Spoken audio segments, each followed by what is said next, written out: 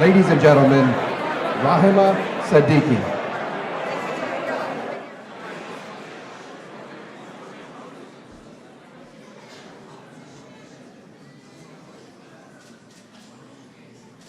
Assalamu alaikum. My name is Rahima Siddiqui, and I'll be reciting and translating Surah Fatiha and Surah An-Nur, verse 35. أعوذ بالله من الشيطان الرجيم بسم الله الرحمن الرحيم الحمد لله رب العالمين الرحمن الرحيم مالك يوم الدين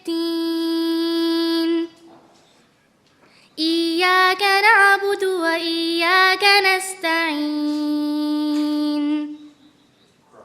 اهدنا الصراط المستقيم صراط الذين أنعمت عليهم غير المغضوب عليهم ولا الضالين آمين بسم الله الرحمن الرحيم الله نور السماوات والأرض مثل نوره كمشكاة فيها مصباح المصباح في زجاجة الزجاجة كأنها كوكب دري يوقد من شجرة مباركة زيتونة لا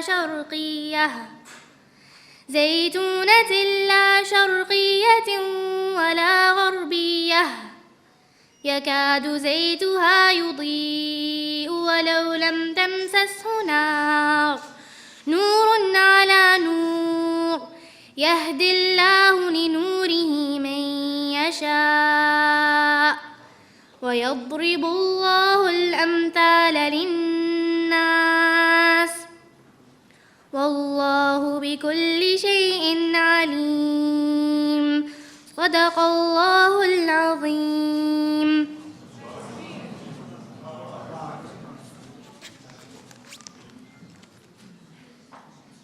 In the name of God, the infinitely compassionate and merciful. Praise be to God, Lord of all the worlds, the compassionate, the merciful, ruler on the day of reckoning. You alone do we worship, and you alone do we ask for help. Guide us on the straight path, the path of those who have received your grace, not of those who incur your displeasure, nor of those who wander astray. In the name of God, the infinitely compassionate and merciful. God is the light of the heavens and the earth.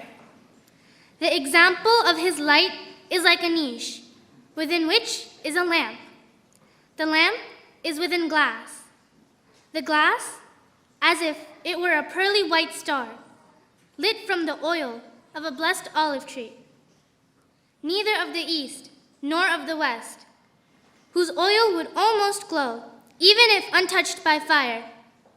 Light upon light, God guides to his light whom he wills, and God presents examples for the people, and God is knowing of all things. Thank you.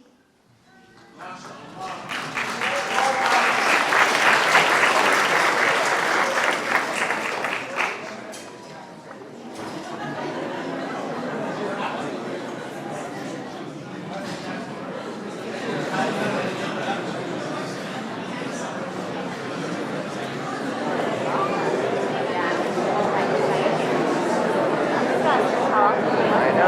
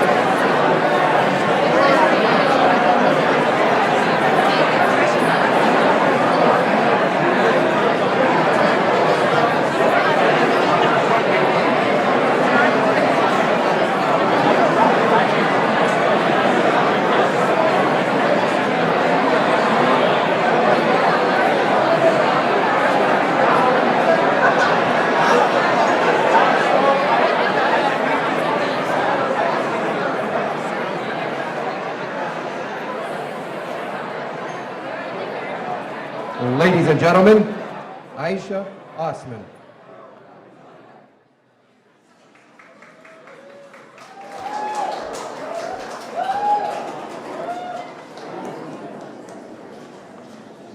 Good afternoon. My name is Aisha Osman. I am a 15-year-old Muslim American from Beaverton, Oregon. I wrote a letter to President Obama a couple months ago because I wanted my voice to be heard.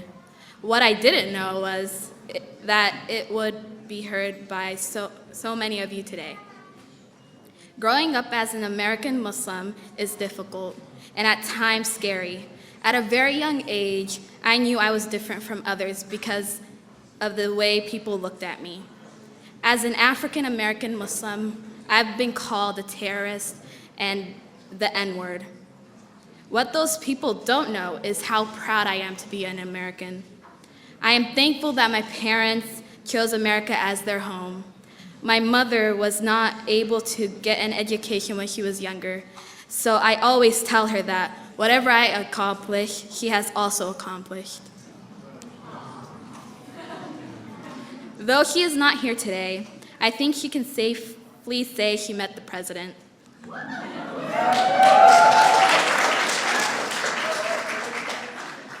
I know I am the future of this country that I love, and with President Obama, I know I do not have to apologize for who I am. Yes.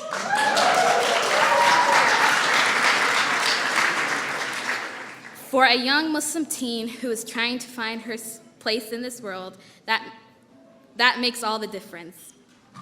Thank you, and with that, it's an honor to introduce President Barack Obama.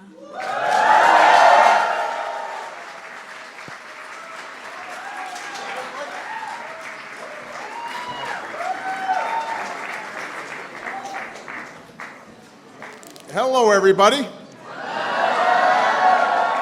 Oh, Eid Mubarak. Can everybody please give Aisha a big round of applause? It was such a kind introduction. I want to thank her for her eloquent letter and speaking out, not just for herself, but on behalf of Muslim Americans everywhere. She was a little nervous when she came out, and she did great. So I was nervous the first time I did this, but I have to admit I've done this a while now. I want to thank Rahima for sharing words from the Holy Quran. I want to welcome to the White House everybody who was here. You know, for the past 7 years, we've held our annual iftar dinner. Some of you have joined us on those occasions. This year, for my last year as president, I wanted to do something a little bit different, and I'm very proud to host this Eid celebration at the White House. I want to give some particular thanks to our White House liaison to the Muslim American community, Zaki Barzinji, for his great work on our event. And we're joined by so many proud and patriotic Muslim Americans from across the country and from all walks of life. You know, this Ramadan, we said goodbye to somebody who was not only a friend to many here, a great American, somebody who I had the great honor to know, the greatest, the champ, Muhammad Ali. And as proud of his blackness as he was of his faith, the champ taught us that the most important thing in life is to be ourselves. And so today we are especially honored to be joined by his wonderful wife, Lonnie, and 6 of his children. So please give them a big round of applause. So we're coming together to celebrate Eid and the blessings of another holy month of Ramadan. I know we are a little late this year. The advantage is that you're not as hungry as you were a couple of weeks ago. But our celebration is just as festive. The food is just as good. For Muslims across the United States and around the world, this is a time of spiritual renewal, a time to reaffirm your duty to serve one another, especially the least fortunate among us. And it's a time to reflect on the values that guide you in your faith: gratitude, compassion, and generosity. And it's a reminder that those values of Islam, which comes from the word salam, meaning peace, are universal. They bind us all, regardless of our race or religion or creed, in a common purpose, and that is in our shared commitment to the dignity of every human being. Today is also another reminder that Muslims have always been a part of America. In colonial times, many of the slaves brought over from Africa were Muslim. We insisted on freedom of religion, in Thomas Jefferson's words, for the Jew and Gentile, the Christian and the Mohammedan. For more than 2 centuries, Muslim Americans of all backgrounds, Arab and Asian, African and Latino, black and white, have helped build America as farmers and merchants, factory workers, architects, teachers, and community leaders. And Muslim Americans have enriched our lives every single day. You're the doctors we trust with our health, entrepreneurs who create jobs, artists who inspire us, activists for social justice like the LGBT Muslims who are on the front lines in the fight for equality. You're the athletes that we cheer for, like American fencing champion Ibtihaj Muhammad. She's going to be proudly wearing her hijab when she represents America at the Rio Olympics. No pressure. Muslim Americans help keep us safe. You're our firefighters, our police officers, like Deputy Police Chief Malik Aziz of the Dallas Police Department, who's helping that community that is still grieving heal after the tragic attack against law enforcement in that city.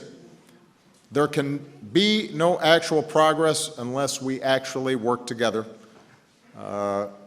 Malik has said. The police and the community must work together. There's no us versus them. So we thank Malik for his outstanding service. And Muslim Americans serve proudly in our armed forces, risking their lives to defend our freedom. We're especially honored to be joined by veterans here today like Sheikh Nazim Abdul Karim, who fought in World War II.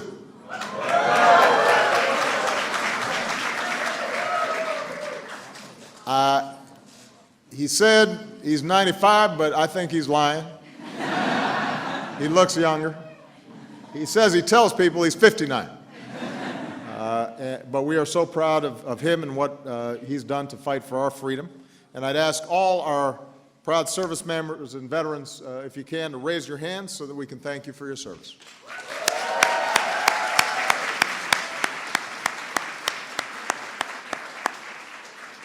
By the way, I should mention that Muslim Americans aren't just heroes in real life. One of today's most popular comic book superheroes is a Pakistani-American girl named Kamala Khan, also known as Miss Marvel. And I'm a comic book fan. But it's important that our children see positive, rich portrayals of all people, including Muslims from all walks of life, not just in the national security context, in the news and TV and movies.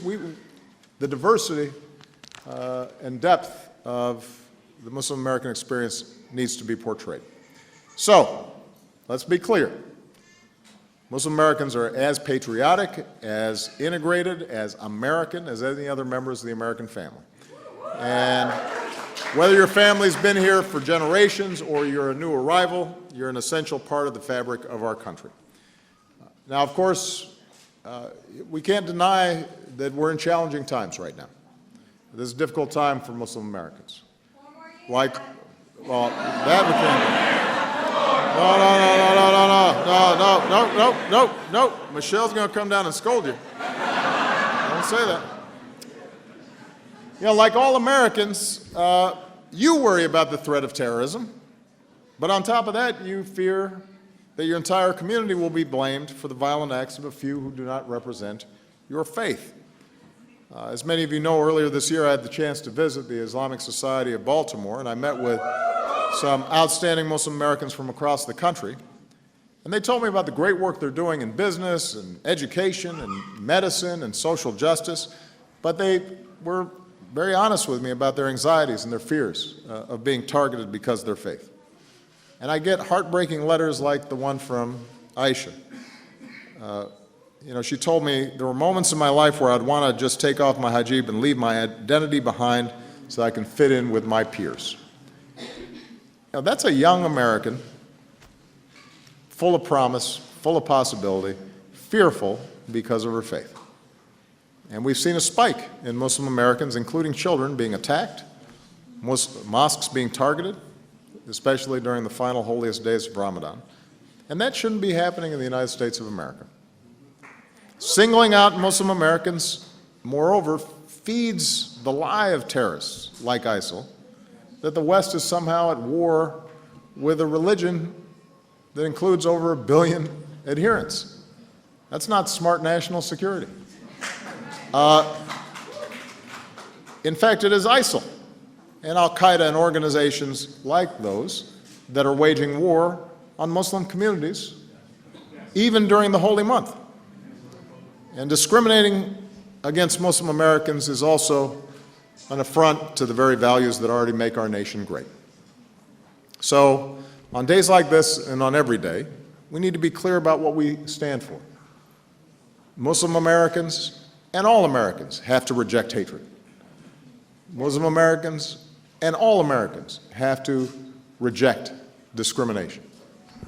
Muslim Americans and all Americans have to answer those who would peddle hate or suggest that somehow their interpretations of their faith justify violence. All of us have those obligations, whether we are Christian or Jew or Hindu or Muslim or of no faith at all. We have to affirm that in this country, it is our obligation to abide by the law, to look out for each other, to be part of a single community, and that we can still appreciate our differences and retain those things that are essential to our identities and still strongly affirm our commitment and our faith in this country. You know, we've got to rededicate ourselves to make sure that no Americans feels isolated or second-class citizens.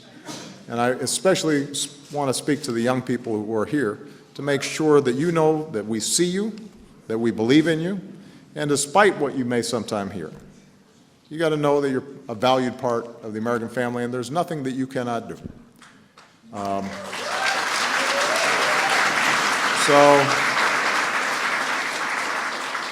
During what was a difficult Ramadan, where we saw hundreds of innocent lives taken in Istanbul and Dhaka and Baghdad and Medina, as well as in Orlando and Nice.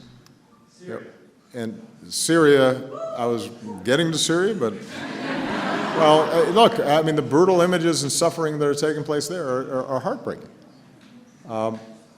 And so the message has to be sent that we will stand with our friends and our allies around the world, including Muslim communities, that we will engage with those who want peace, that we will go after those who will harm innocents, that we will encourage dialogue, not just between faiths, but oftentimes within the Muslim faith itself, which has driven violence in some parts of the world.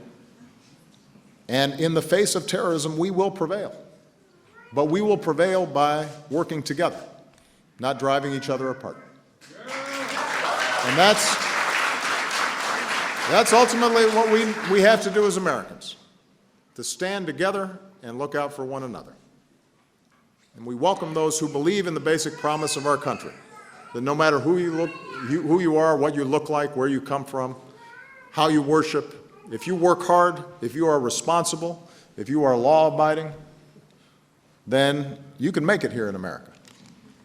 And that's the story of Arif and Aida Saad. Where are they? There you are, way in the back. You can see their hands. In 1973, Arif and Aida decided to pack up their lives in Lebanon and come to America in search of a better life. The couple settled down in Detroit, Michigan. Arif spotted an opportunity. He started a distribution company that specialized in halal meat to serve the growing Muslim population in Detroit. 40 years later, it's a thriving company, and they're now paying it forward. One of their daughters, Ferouz, used to work in my administration. She now works with the Detroit Mayor's Office, helping to welcome today's immigrants and refugees. And, you know, so the Saads, they set a great example for new arrivals like Hiba and Rauf al-Rahawan.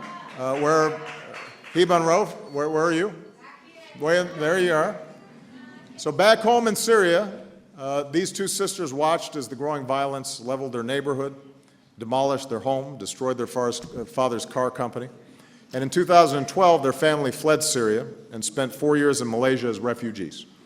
4 months ago, they were able to come to Brooklyn to start their lives over. In their first week, they signed up for English classes. Hiba works in a clothing store on the weekends, studies English during the weekdays, hopes to save enough money to enroll in college to study information technology.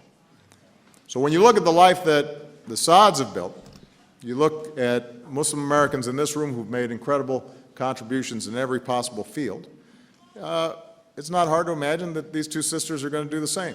So, Hiba and Rauf, welcome to America. We're proud to have you here. And that's what makes this country special. You work hard, you do the right thing, and you can not only make a difference for ourselves and our families, but we can make a difference for the life of the nation. So today we celebrate this wonderful holiday and honor a great faith, but we also recommit ourselves to building an America where everybody has the opportunity to achieve their dreams. And we reaffirm the values of democracy and freedom of religion and tolerance and community building and understanding and hard work that allows all of us, whatever our faiths, to prosper. So, I'm proud of all of you. I hope you enjoyed this wonderful reception. Thank you. God bless you, and God bless the United States of America. Thank you.